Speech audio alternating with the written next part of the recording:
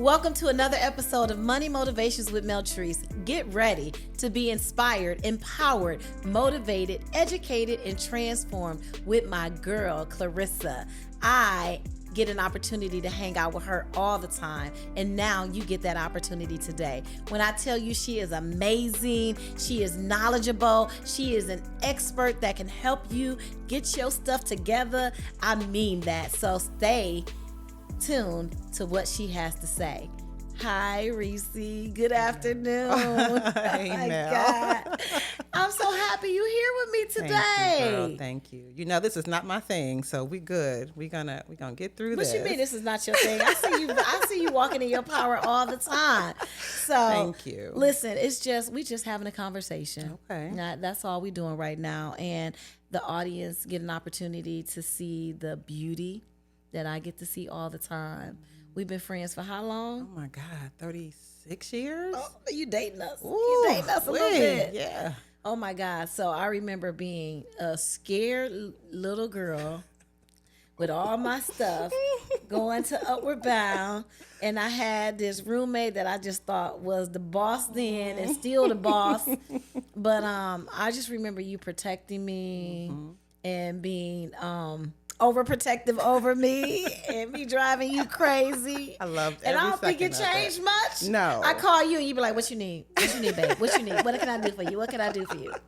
But you wear so many hats. I do. You wear so many hats. You've overcome so many obstacles, and yet you still stand strong. Look at God, right? Oh my God. But okay, let's talk about the hats. Mom, Yes. grandma, entrepreneur, twice entrepreneur, like two, three times. 4, 5. I mean, you Serial entrepreneur. a serial, multifaceted entrepreneur. How many Yes. Oh, my businesses do you goodness. have? So 4? currently there are 3. Okay. But you know, I've had businesses since we were in our 20s. I know Yeah. you have that entrepreneur soul. Yeah. You've been an entrepreneur since I've known you since I was 14 years old. But entrepreneur, multifaceted, serial entrepreneur, friend, sister, daughter. To a great Right. mom and dad. Yeah. So tell us about the woman behind all of that. You know, it's funny. We start off with, I start off with always talking about what I do instead of who I am. Yes. I think I'm still trying to figure out exactly who I am in the midst of me doing all of the things that I do. Oh, I love You know, that. if that makes sense. Yeah. So, you know, we can talk about, you know, being a trailblazer or, you know, having several businesses or owning real estate or whatever the case may be. But I'm still dissecting who I am as a person. Who you are behind all of those behind things. all of that. Yeah. Yeah. That's interesting because a lot of times when I go, like if I at a board meeting or I'm at an event and somebody says, introduce yourself, and then multiple people are introducing themselves and they're saying, I work for da-da-da-da-da, or Right. this is my business. Yeah. And I often say, before I get to what I do, I want you to know who I am. Yeah. Because oftentimes I don't care about what you do until I know who you are. Yeah, that's right. So I say, I'm a woman of God. I love God. Unapologetically love God. Unapologetically. I'm a mother. I'm a wife, right? I a friend. I'm a sister. And you know, I talk about who I am being and not what I am doing. Exactly. Right? Exactly. In the depth of my being, those are the things that I care most about. I don't think I'm gonna look up from my dying bed and say, I wish I had worked more, or I wish I would have started another business. Yeah. I'm probably gonna say, I could have spent more time with the people that I loved, my sisters, my friend, and all of that. So, and to some extent, you say, I don't know who I am yet. I think you walk in who you are. Sometimes we just don't even know it because it's so easy. Yeah. But you are a mother. You are a friend. I mean, I can call you for anything at any time. Same here. And you going to pick up and just have that, how can I help you, boo? Or just, I need to listen. I need a friend. Like you're going to wear that raw hat. So anyway, I think you are, but I think that's authentic of you to say that. Thank you. because I think people don't want to be honest about that. But to some extent, I think we'll always be on that journey of figuring that out. And as soon as you figure it out, it'll evolve. Yep. So I love that. I love that. So I want to talk about your book. I want to dive right into your expertise. You have this book. You have 2 books, right? But one of them is Why You Need an Estate Plan. And this breaks it down to the simplest terms of how you can how you understand why everybody needs a estate plan. But you were intentional about making it really simple. Yes. Can you talk about that? Yeah, so the title, also includes the simplicity of it all. The simplicity of it. You know, what I discovered just over the years of really diving into why people don't do it, amongst even our friends, our colleagues, even family. Celebrities that we hear about, in the news, is people sometimes think that it's an arduous task.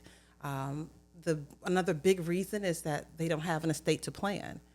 People think that it's for the rich and famous, and it's not. It's for all of us. Yeah. Everybody has an estate, even if it's just you caring for you. You are your estate. You are your estate. Yeah. Simply, you are your estate. And so what I discovered in my research, it's like 73% of African Americans don't have an estate plan. That breaks my heart. It breaks my heart, and so much wealth is lost because of that. And so as we do with the Money Makeover Conference, we try to keep our wealth within our families and let it be generational and don't lose it because of the not knowing. Yeah. So that's why the book was written. Yeah. So I'm sure, because I know that I've sent a lot of people your way, and some of the people that I sent your way were older, and we had a frank conversation, and they were saying, I'm just scared to sit down and have the conversation.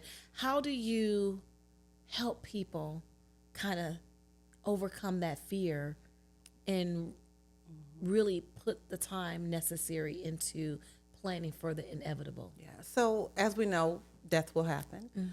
For some people, it will be in some kind of incapacity. So it's like, okay, so who's going to take care of the things that you do every day? In the event something happens to you, and it might not be death at this time, right? You may have to take a trip.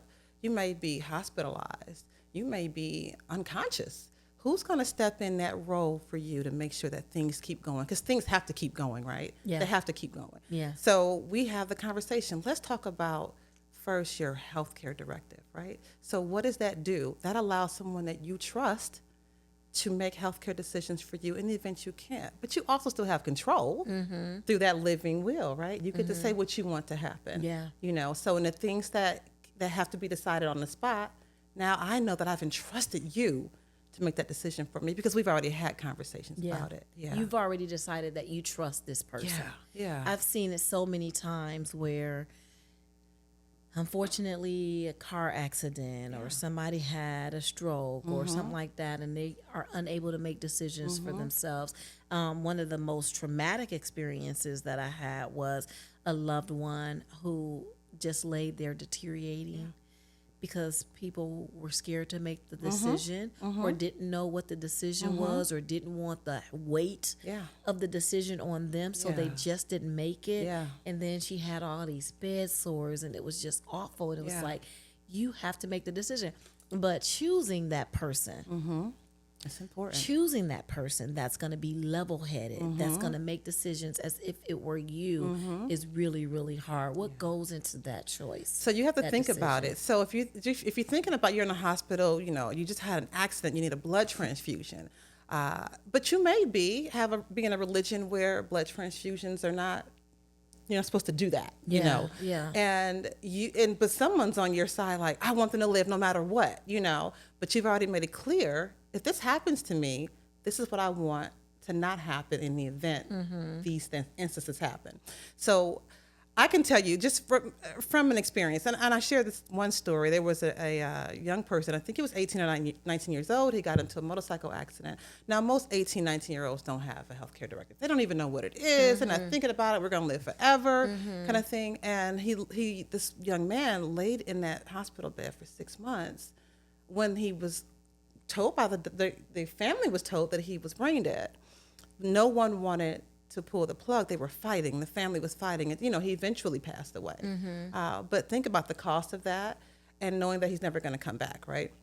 So you have to have someone, like you just said, level-headed enough to say, let's think about this here. There is no brain activity. He wouldn't want to be laying here like this. And it took it to his parents having to, make the decisions. And because they're so emotionally tied, obviously. It's the emotional tie. Yeah, it's the emotional tie. So my mom told me the same thing. She didn't want certain things to happen, in the event, she passed away or was in that position. And I often wonder if I had to make a decision, would I have made the choice that she wanted? Because if someone tells you, I don't want CPR, and that could bring them back. Bring them back. Yes. I know for me, I would have probably, I'm just being transparent, I'd have been like, no, you do CPR, you save her. So that's not the decision that she would have probably made, for herself. But now I'm stuck making the decision. So, we have to be careful. Yeah. Something like a blood transfusion, if I know that someone's adamant and they don't believe in that, I'm not, as emotional as it may be, I'm not going to say give that blood transfusion. Yeah. So that's just for me. But again, we have to make decisions on who we choose to make those decisions so for when us. But if you don't make that decision proactively, the decision will be made for you. And I think that's the point of saying everybody has an estate, and that estate is you. It's you. Yeah, it's right. you. Yeah, you are your estate. Yeah. And then you have stuff that you add on, right. Those tangible things or even intangible. But those things, the original starts with you. If you're an adult, of sound mind, get these things together now for you, for yourself. Yeah. Yeah. Because it's a time where your family is grieving. And I say to this, I say to people all the time, like, you want to see families break apart, get married, get divorced, have a death, right? These are these critical things that are going to happen in life that can cause a family to break apart. Yeah. We see it all the time. Oh, my God. All the time. All the time. I can talk about a probate case that the attorney and I were working on together. And this gentleman, young again, 35 years old, was working in his rental properties, and he died of CO poisoning. And when I tell you, he had 6 children, I think 4 different mothers. His mother, who happened to be on, had a drug addiction, and because he didn't appoint anyone. Now the mom is now the executor of the estate, but she wouldn't listen to anything that the attorney told her she had to do. And it was really, really a bad experience. The children didn't get anything. His properties that he owned were transferred after death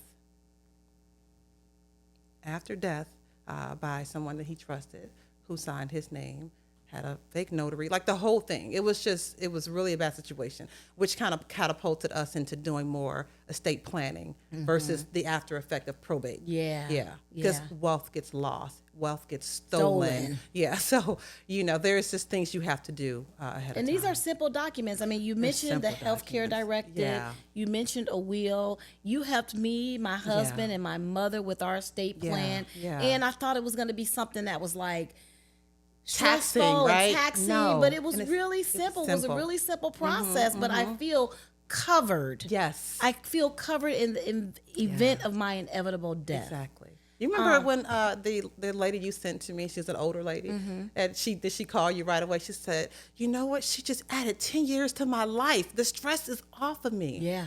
And I felt so great to be able to do that with her. Yeah. Explain these simple documents. What's a financial power of attorney, healthcare directive, a living will. And in her situation, we did other things, with the real estate, because she didn't have children. But she wanted to make sure that this surrogate daughter of hers doesn't have to fight, so good. with family, for family that she wasn't even speaking to. Yeah, family that's only going to come around so that they can get what you live. Yeah, she said, I want to make sure my home goes to this person. I want to make sure that my car, because she had free and clear assets. And with no children, her husband was deceased. Now the family, because there's an hierarchy here, the family that she doesn't really mess with will have those assets. Yeah. without her, without any say. Yeah. If you don't put these things in place, and they're really simple to document. And I see it all the time. It's like the simple thing. Oh, what about mama's diamond ring? Right? Mom didn't even really value that as an asset. Yeah. And certainly wouldn't want her children fighting over it. Yeah, right? fighting. But when you can make your wishes known while your mind is free and clear. One of the documents that you introduced me to that I had no idea was the transfer upon death. I had to go and put that on all of my accounts. That was a simple document, a simple process. Yeah. So we talked about the living will, the financial POA. power of attorney, the healthcare directive. You helped me establish my trust. Yes. Now I have to work with Carmen to fund my Yes. trust. But the transfer upon death, all simple documents. Everybody has an estate, no matter who you are, at the age of what? At the age of 18, you can start building your estate plan. But what if you have children, right? Who's going to take care of your children if something happens to you? So you have to build those things into your estate plan. You can appoint a guardian, a trustee. There's things you can do to make sure that even your children are covered in the event you're not here, in whatever capacity that means. Yeah. And you are an estate planning guru, but you do so much more. I want to dive into your property management business because you manage my properties. Okay, y'all see the trend. I really don't bring people here that I have not vetted, that I do not use, that I do not trust, that are not amazing entrepreneurs, business owners that operate with integrity and character. So oftentimes you'll hear me say, you're doing this for me because this is my way of vetting them for you. So she does manage my properties. One, because I don't have the capacity, but two, you can do it so much better than I can. I've been doing it for so long. It's kind of like a second nature, and I really want to start working on a succession plan with that because it is so taxing. Managing properties, especially other people's properties, can be taxing. Even managing your own, really. It's just so much that goes into it. So you're right. You're going to stay in your lane that you're so great in, and then you move things over to those that can do it. Kind of what seems Faster, to be quicker, better. Kind of effortless, but not really. So I do property management. I probably manage around, or my team and I, because I cannot do it alone. We manage about 500 doors. I'm also a real estate investor. 500 doors. She gonna fly past that. Her and her team manages 500 doors. Okay. Right. So and so you have, it's weird because I think about when landlords or investors call me, and they're interviewing me, but I also tell them I'm also interviewing you. Because this could be a really tough job if I have a landlord who doesn't want to invest in their own properties.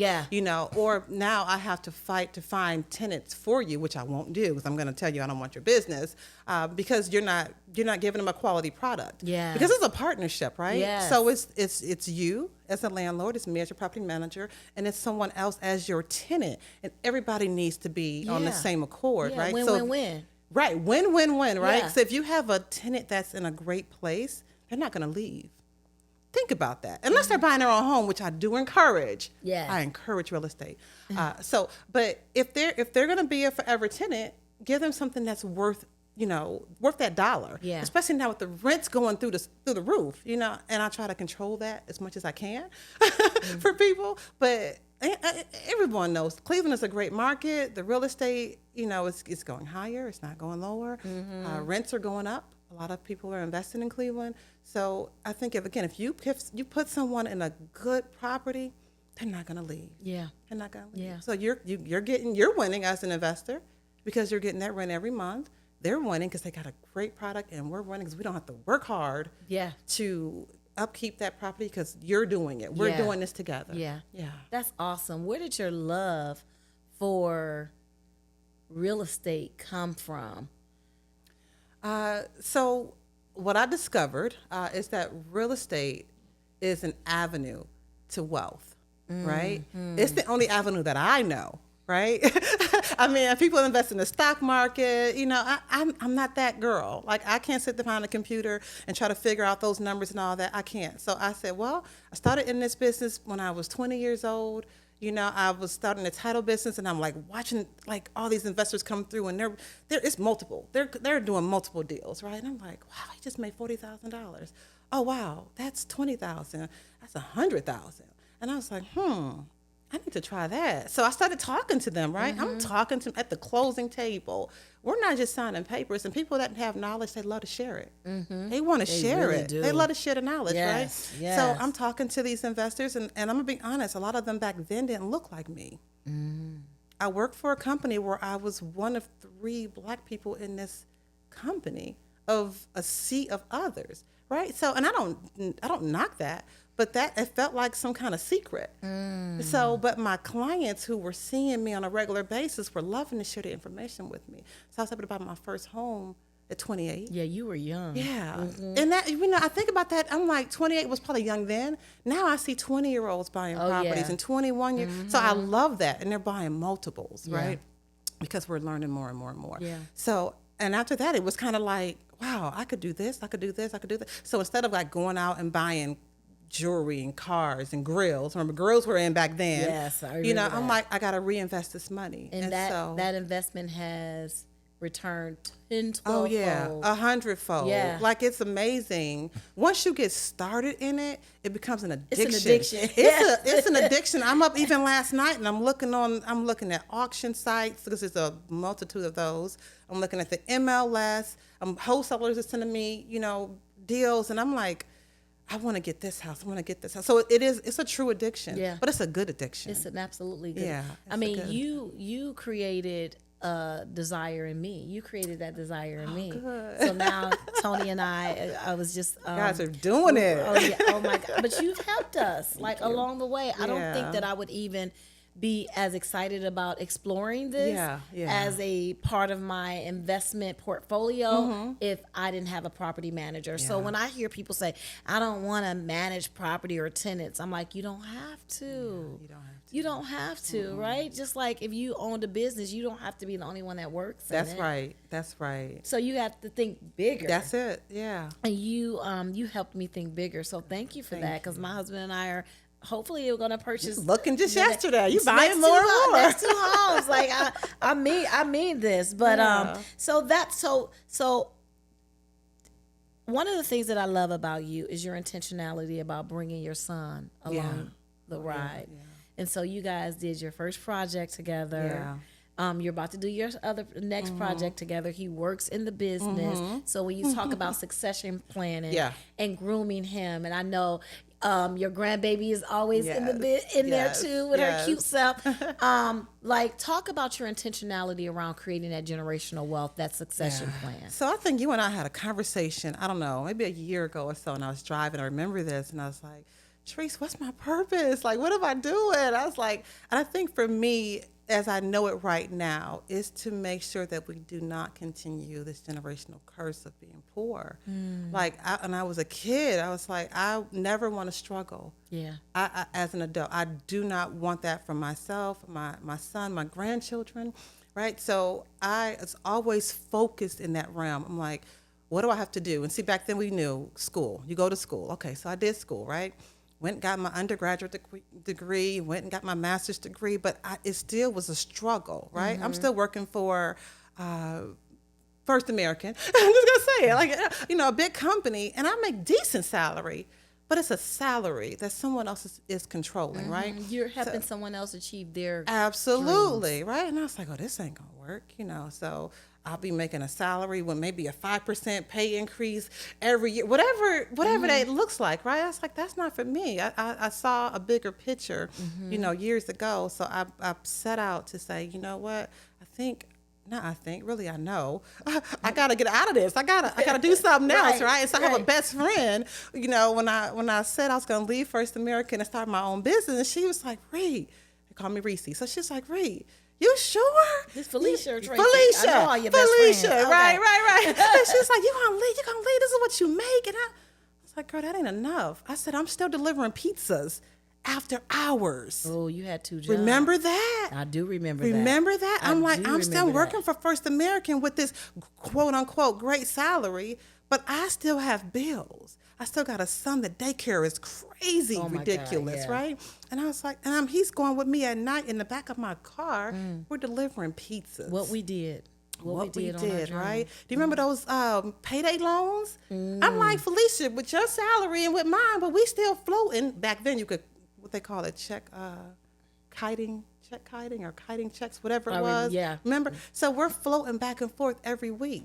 So how are we going to get out of this, right? Oh, what's the answer? What's the solution? So that's why I said I got to do something for myself. You know, I need to expand on the information that my clients that came in there with those, getting those hefty checks, you know, because back then we were writing checks, you know, at the company. So I'm like, I'm handing them these big checks because they just sold a property. I'm like, that's the route I want to go. So that's the route I took. Wow. And Real that journey estate. wasn't easy. It wasn't easy. And I think sometimes you can make it look easy because people don't see the crying nights. They don't see the Yes. nights where you're staying up all night and Yes. you up in the morning too. Like they don't see all of the struggles that we had with our children. We make it look easy. I remember my son called me when he first went to the Navy and he was like, Mom, you didn't tell me adulting was so hard, right? Yeah. But everything that God has for you is on the other side. Yeah. On the other side of that struggle. Yeah. It's on the other side of that struggle. Yeah. You know, I think about, and I know I've heard you say this before, you know, about the things that we maybe have failed in because we didn't put the time or we didn't have the time to, you know, be stay-at-home moms or, you know, just be able to dedicate 100% of our time to our children and our families. But you got to make a choice, right? We could be stay-at-home moms, but then what's going to lack because of that? Yeah. So where do we find the balance in that? And so, I've had guilt. Mommy because guilt. Mommy guilt. Oh my I work God, so mommy guilt is so hard, real. right? Ugh. Right. I'm just thinking if we get 24 hours in a day, I'm spending 8 hours at this job, 4 hours at this job, but the transportation in between and all the things we got to do as an adult, right? As a parent, you know. So I'm like, how much time and then we got to sleep, right? We got to sleep. Yeah. How much time did we get to dedicate for our children and for our families, you know? So. Yeah, it's a struggle. And so people look at you now and they think, like you say, that you got it all together. No, this wasn't overnight. Yeah, this was not an overnight thing at all. Yeah. You know, this was a lot of sleepless nights, Yeah. a lot of crying nights, a lot of guilt nights, you know. But I think it all worked out. And God's plan is amazing for you, Isn't right? it? It's amazing. Isn't it? Because we look back on things and said, had I not experienced that, I wouldn't have this. Absolutely. Yeah. What even the doors that he closed at the Yeah. time, it feels like failure. At the time, it feels like you're inadequate. Yeah. You weren't good enough to be in those doors or those rooms. And then you look back and you're like, that was a part of his infinite wisdom. Yeah, and we He don't didn't know. want me We in don't know those the rooms. plans he has for us. Oh, don't let me say it. But you gotta trust him. Yeah, we got to trust. You have to trust him. Yeah, and But keep moving forward. Also, you keep moving forward. Thank you. You took the words out of my mouth. We can't sit back and be like, "Oh, it's just gonna happen for Right, us because right. we believers and God is gonna know." Right. He's gonna bless the plan. That's it. You have to do the work. Yeah. And the work may not be easy. At times it may feel easy, but at most times, I say this all the time. I pay for lessons every day. Yeah. And even when you say here, you're like, this is amazing. Yeah. I walk in fear every day. Yeah. Yeah. I still do. I walk in fear every day. Yeah. I still do it at this age because then I'm like, okay, what's going to happen? You know, if I'm blessed to be 70, 80, even 90 years old, right? So going to the conference, I think this was 2 years. Was it last year or 2 years ago? I signed. Well, and it's weird because I had plans already in place. You know, I've had life insurance. Again, the thinker that I was. I had life insurance when my son was a baby. That we still have that. But then I met this amazing woman named Arkina Willis, My girl. from Equitable Financials, and I ended up getting this additional insurance. So I tell my son as a side note, I said, "Oh, I want to come back as you, right? Because you're going to be really great. Our children are going to be so sad, you know, when we're gone because we're already making this path." But then I met Connie Hill Johnson. Yes. And she talked about short-term and long-term disability. And I was thinking, you know what? I'm building wealth. Yeah, I'm building wealth. But what if something happens to me and he has to put me in a nursing home, or I have to go to a facility? That's going to eat away at this wealth that it took me years to build, right? So then I was like, I never thought about it. Short-term, long-term disability. And they're not expensive. And it's not expensive. They're not expensive. And then the policy that I have, if I never use it, and hopefully I never will, Cash surrender value. it turns into an insurance policy for my son. So he gets more and more and more, or or my grandchildren. Yeah. Because that's really who I'm building. Nova. Yeah, Nova, I have two. So Nova and know. Zaria. I know And Zaria. I'm like, I want more grandchildren, right? So that's a little note for my son. But I'm like, how do we again build generational wealth and stop the poverty? A lot of people do it through insurance. A lot of our counterparts did it through insurance. Tax-free when we way to didn't know pass down about wealth. Yeah, we didn't know about the types of policies. Yeah. That build wealth right now while you're alive that you can pull money out of. Right. That part.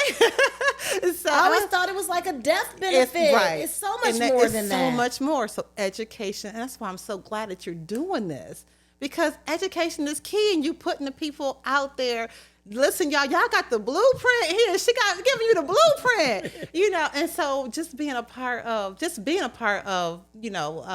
WCWI, and I know this is the Money Makeover or Money Motivations, but it's all intertwined. Yeah, it is. Because women creating wealth and impact is it's doing so much more for us too. I learned so much. I told you at the conference this year, not to get off a script here, but the conference, Meltrice like, are you going in? I said, I'm going to this class. Forget them books. I want the books out, right, on this stuff. I put them books up. I said, there's things here I need to learn. Right. And I was so excited. And then it's like, 3-4 weeks later, I'm still on this high. You're still eating on that. Oh, I'm still doing it. Yeah. And I learned so much, and I've initiated so much more. Yeah. That's awesome. That's an awesome yeah. story. So but I tell you also this. able to teach so much because everybody's come out of your class like, oh my God, I love that class. I love that class. I'm like, it's a staple class. It's a foundational class. It's, as long as we're doing it, she's gonna be a part of it. Yeah. But talk about your other book, your LLC book. So I meet so many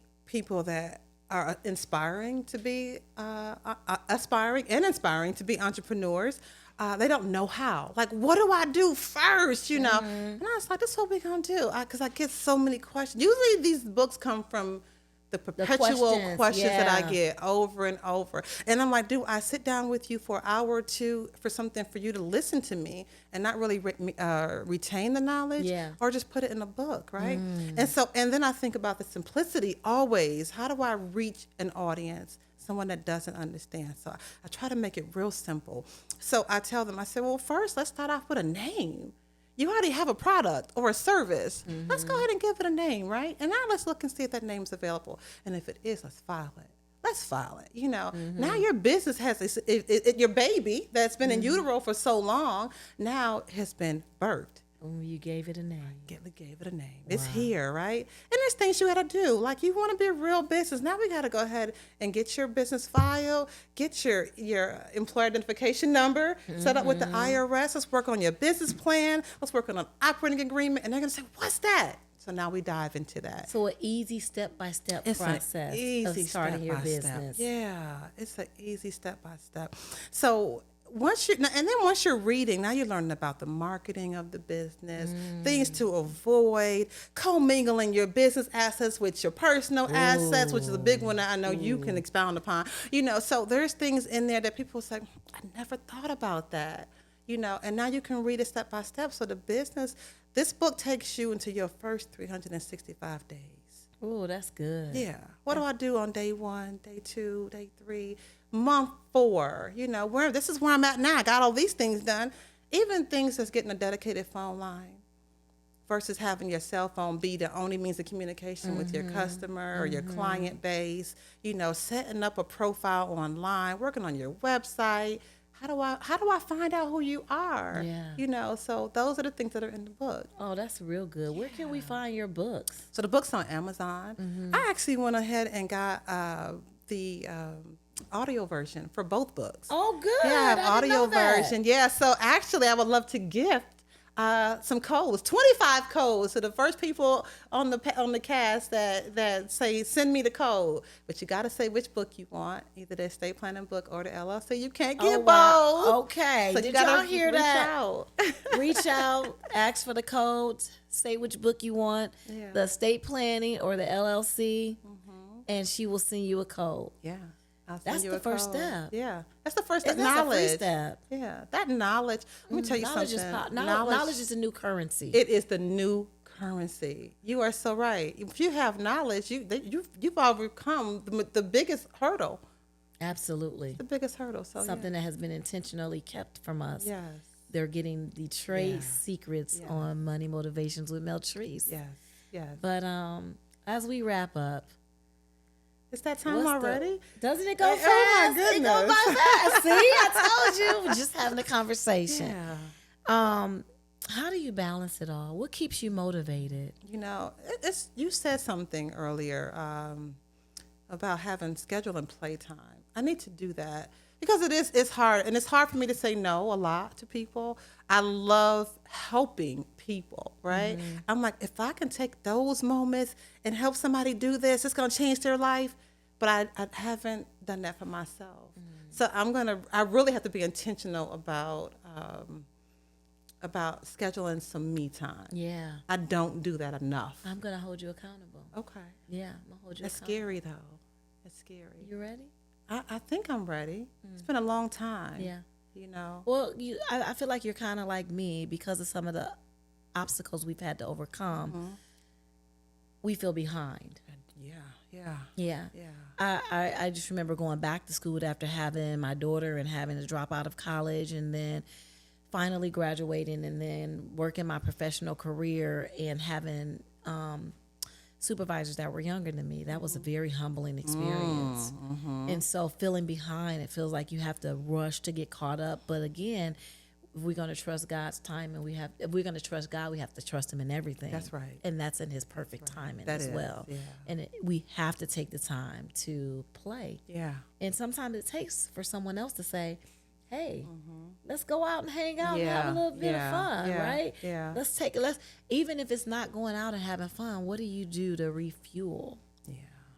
And for me, it's like binging on, I love all of the ratchet, not all of the ratchet, but some of the ratchet reality shows I love, but it's kind of like I can sit there and kind of take my mind off of things, but I can also be inspired all at the same time. Because like even Housewives of Atlanta, I'm inspired how they use their platform. Truth. Yeah. To create generational wealth for their family. So it always kind of weaves in there for me a little bit. It does. But it is an opportunity for me to play. Yeah. To That's sit true. back and play and let my brain kind of recover. You ever notice though when you're even watching those things, do you feel like you kind of like your brain? I'm being pulled. Yeah, into it brings you back to what you've been doing for so long, which is working. Yeah. Even if I'm at home, as I said earlier, I'm looking for real estate. Yeah.